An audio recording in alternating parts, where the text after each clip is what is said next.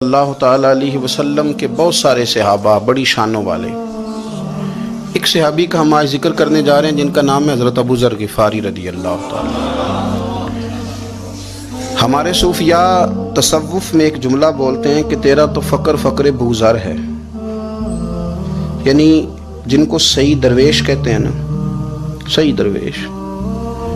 مولا علی شیر خدا رضی اللہ تعالیٰ عنہ فرمایا کرتے دو ہی تو بندے ہیں جو رب کے رستے میں کسی شے کی پرواہ نہیں کرتے.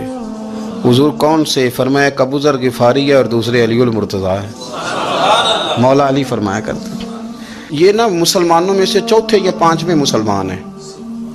شروع سے ایک سلیم الطبع آدمی، کچھ لوگ طبعاً بڑے نفیس ہوتے ہیں، طبعاً ہی اللہ کی طرف سے شروع سے ہی. ان کا جو قبیلہ تھا بنو غفار وہ راہزنی کرتا تھا، لوگوں کو لوٹ لیتا تھا. شروع میں یہ کام کیا لیکن جب کچھ لوگوں کی چیخیں کانوں میں گئیں تو چھوڑ دیا. فرمایا نہیں یار، طبیعت نہیں مانتی. اور نبی پاک کا کلمہ پڑھنے سے پہلے ہی بتوں کی پوجا چھوڑ کے رب کی عبادت شروع کر دی. لوگ پوچھا کرتے تھے آپ عبادت تو کرتے تھے پر منہ کدھر کرتے تھے؟ فرماتے تھے جدھر وہ کرا لیتا تھا کر لیتے تھے. کسی نے انہیں بتایا کہ مکے میں ایک شخص ہیں جنہوں نے اعلان نبوت کیا ہے، آپ کی طرح کی باتیں کرتے ہیں. انہوں نے اپنے بھائی کو بھیجا، ان کا نام انیس تھا. پتہ کر کے واپس آئے، بھائی کہنے لگے ابو ذر، ان کا نام جندب ہے، اصل میں ذر ان کے بیٹے کا نام ہے اور کنیت سے زیادہ معروف ہیں، ابو ذر غفاری کہلاتے ہیں. فرماتے ہیں کہ بھائی نے آ کے بتایا کہ وہ نیکی کا حکم دیتے ہیں، برے کاموں سے منع کرتے ہیں، صلہ رحمی کا پیغام دیتے ہیں، لیکن لوگ سارے مخالف ہیں. یہ چیز بھی بڑی کاؤنٹ ہوتی ہے، اسے نہ کاؤنٹ کیا کریں. لوگوں کی ترجیحات بدلتی ہیں، صبح کچھ، دوپہر کچھ، شام کچھ، اسے نہ کاؤنٹ کریں. انہوں نے اس بات کو کاؤنٹ کر کے بتایا کہ لوگ ان کے جو ہیں نا وہ مخالف ہیں سارے. تو حضرت ابو ذر غفاری کہنے لگے مجھے تسلی نہیں ہوئی، میں خود جا کے پتہ کروں گا. کہتے ہیں مکہ شریف آیا تو کسی ایسے آدمی سے پوچھ بیٹھا، میں تو کچھ اور سمجھا تھا، وہ کچھ اور نکلا. مکے والوں نے بڑا مارا. مکے پہنچ کے پہلی جو چیز ملی وہ مار کھانے کی تھی. اب میں ڈرتے کسی سے پوچھتا ہی نہ، بھوک بھی بڑی تھی، رہنے کو جگہ نہیں تھی، حرم شریف میں لیٹا رہتا تھا. میرے نصیب دیکھو، مجھے ایک شخص نے نہ آ کے ہلایا. کہنے لگے اگر مناسب سمجھیں تو میں آپ کو دیکھ رہا ہوں کافی دیر سے، آپ کوئی پردیسی ہیں، آپ کا اپنا مہمان نہ بنا لوں.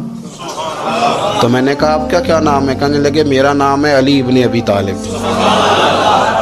کہتے ہیں مولا کائنات گھر لے گئے، کھانا بھی کھلایا، جگہ بھی دی، سونے کو خدمت بھی کی، لیکن چونکہ میں تو پہلے ایک سے پوچھ کے مار کھا بیٹھا تھا، میں نے پوچھا نہیں میں کدھر آیا ہوں.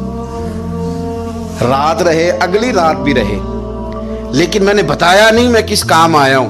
حضرت ابو ذر غفاری رضی اللہ تعالیٰ عنہ کہتے ہیں خود ہی مولا علی نے پوچھا بتا سکتے ہو کیسے آئے ہو؟ میں نے کہا رات رکھ لو گے؟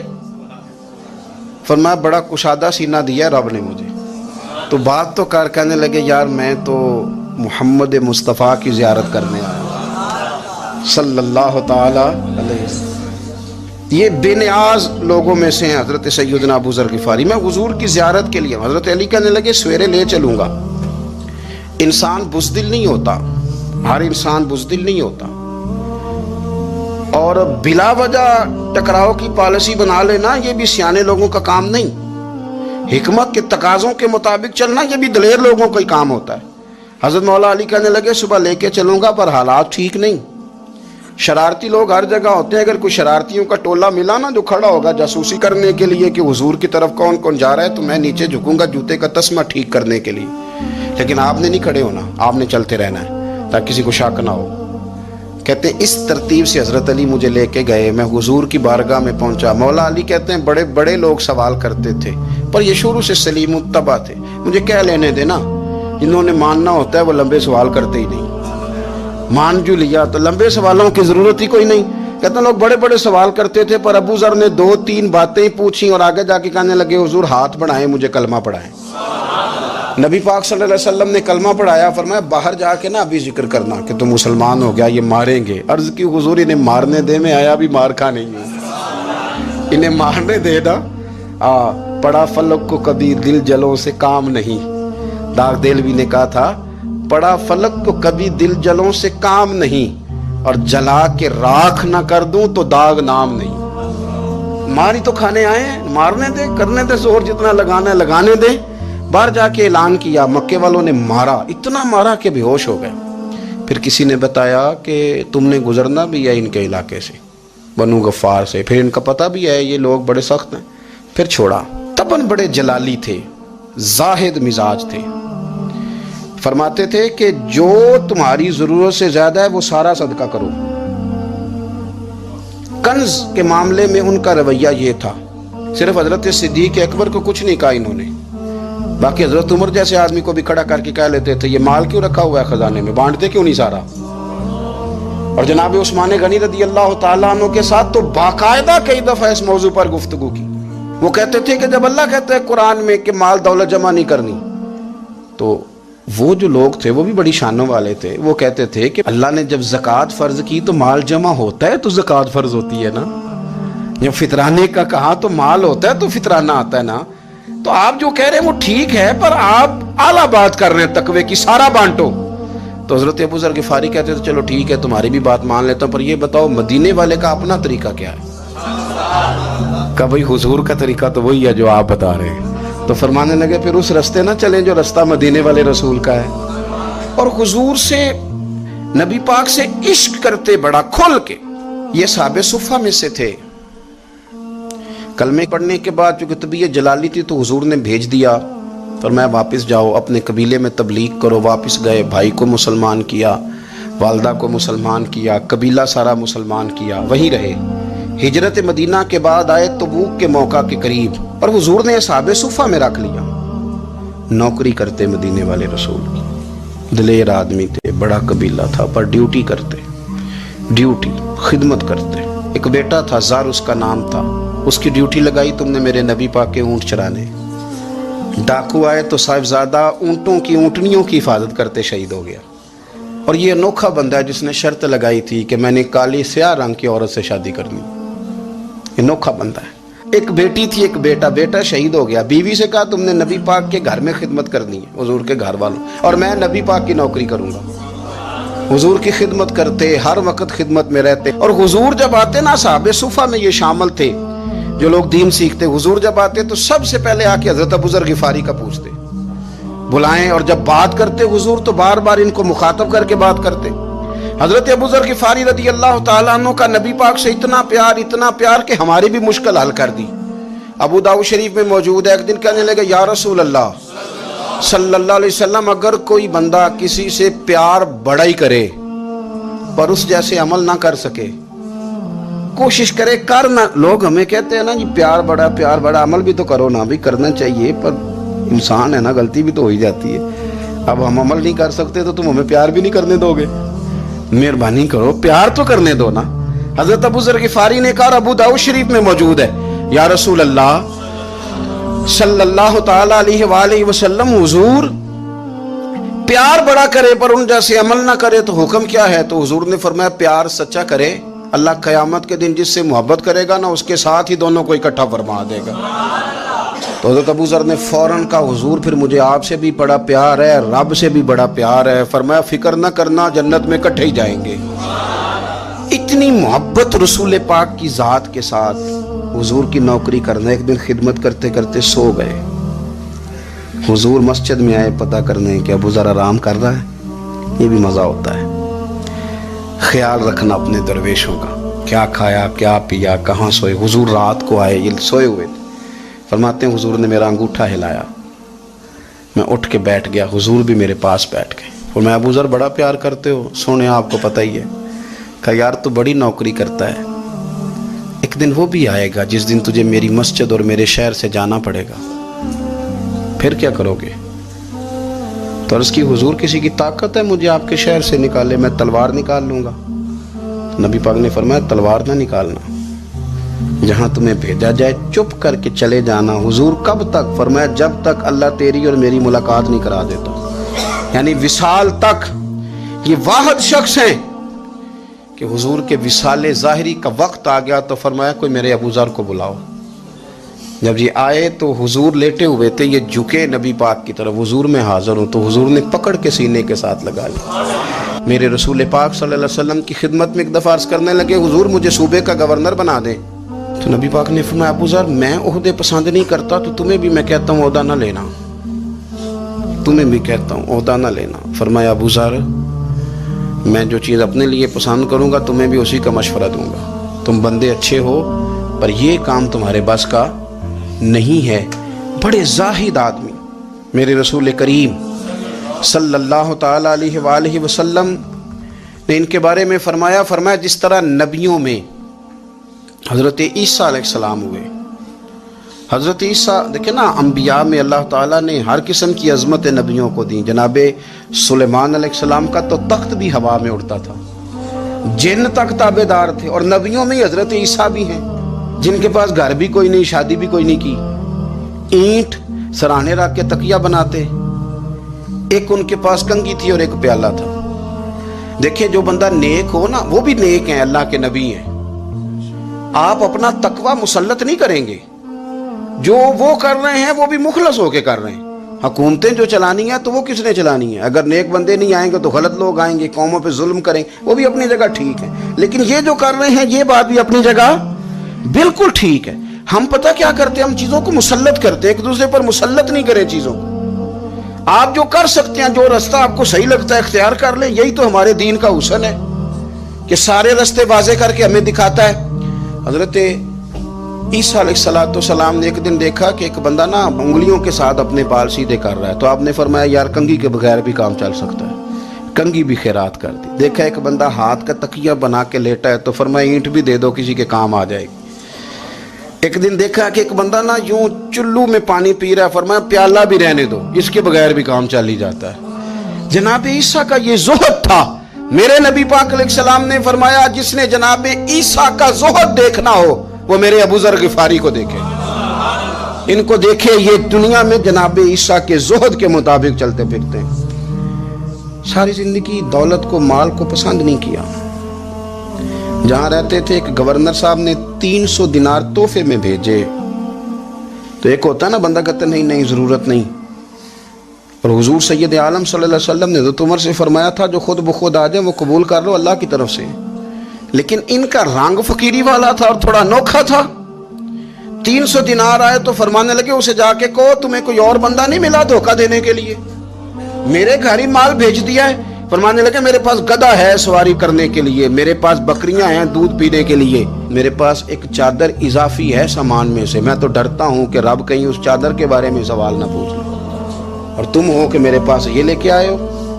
हजरत उस्मान गनी के पास जाके कहा करते कितना लोगों के पास पैसा आ गया है, हर बंदे के घर में माल है, ये क्या हो रहा है, लोगों से क्या खर्च करें गरीबों पे। तो उस्मान गनी फरमाने लगे तुम्हें तो खुश होना चाहिए कि मेरे दौर में लोग खुशहाल हो गए।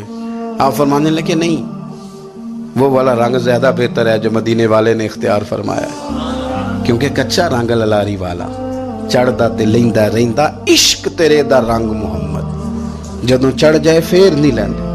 आपकी तबीयत के अंदर दौलत से बेजारी, हजरत अबू दरदा, हजरत अबू मूसा अशरी, हजरत अबू हुरैरा रदी अल्लाह ताला अन्हु, ये समझ ले उनके क्लास फेलो थे, उनके साथ पढ़ा था इन्होंने। हजरत अबू ज़र गिफारी इन पर भी जलाल करते।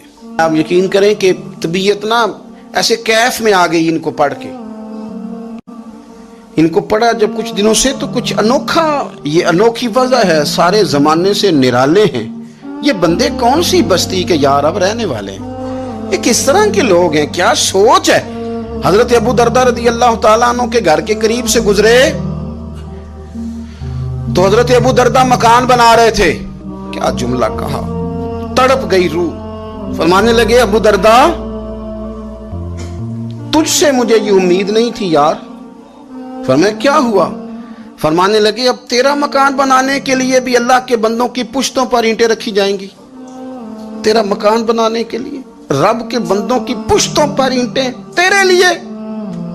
तो अबू दरदा ने गर्दन झुका ली। फरमाया यार जहां तू है ना, तू बिल्कुल ही ठीक कहता है। क्यों। मेरे नबी पाक सल्लल्लाहु अलैहि वसल्लम ने फरमाया इस जमीन के ऊपर और आसमान के नीचे अबू ज़र गिफारी से सच्चा बंदा कोई नहीं, इनसे ज्यादा सच्चा कोई नहीं। फरमाया तू ठीक कहता है यार, सही कहता। हजरत अबू मूसा अशरी रदी अल्लाह ताला अन्हु को गवर्नर बना दिया गया इराक का।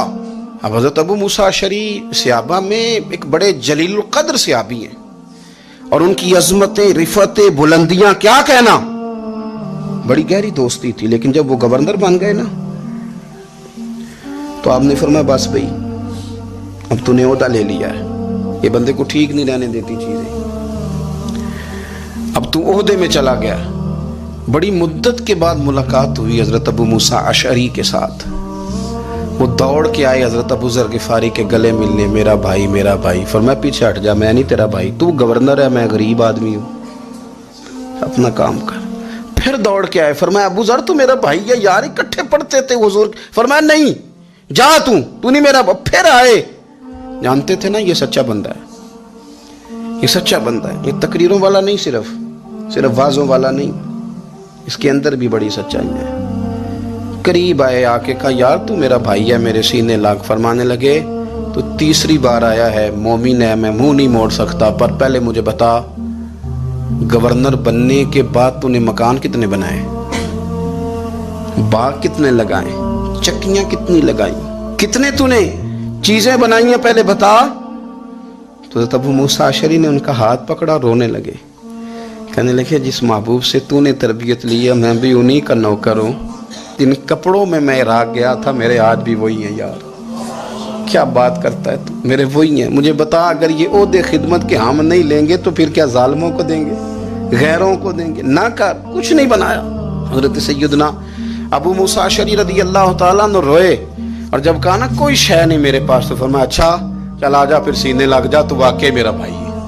پھر حضرت ابو ذر غفاری نے محبت فرمائی، وہ درویشی، وہ فقیری، وہ سادگی، وہ نورانیت، وہ دل کے ساتھ اندر۔ ہمارے تو بہت سارے لوگ ہیں جو کہتے ہو کہاں لے جانا ہے مال، کیا ضرورت ہے مال کی، ہر وقت مال کی مخالفت کرتے ہیں، لیکن دل ان کا کہتا ہے کہ آئے صحیح، کسی طریقے سے پہنچے صحیح۔